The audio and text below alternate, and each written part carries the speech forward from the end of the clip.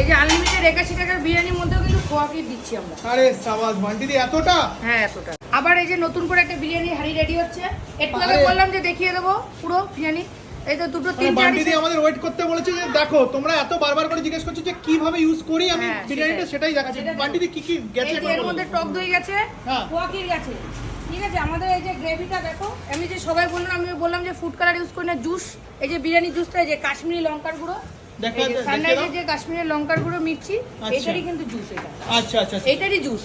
আর এই যে দুধ যাচ্ছে, দুধ গেছে, দুধ দিয়ে করেছে। আচ্ছা, তারপরে এই যে বিরিয়ানির মশলাটা, আমাদের যে স্পেশাল বিরিয়ানির মশলা, মানে সিক্রেট মশলা, তাই তো? সিক্রেট মশলা।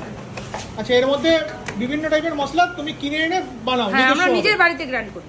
আচ্ছা, আর দিদিভাই বলেছে যে আমাদের দেখিয়ে দেবে, আমি ফুল প্রসেস দেখাতে পারলাম না, তবে এইভাবেই কিন্তু বিরিয়ানি রেডি হয়। এটা বলেছে আলু আছে, চিকেন আছে, খোয়া ক্ষীর আছে, দই আছে, এই যে চিকেনের যে গ্রেভিটা সেটা আছে। এটা কি শুধুমাত্র চিকেন হচ্ছে নাকি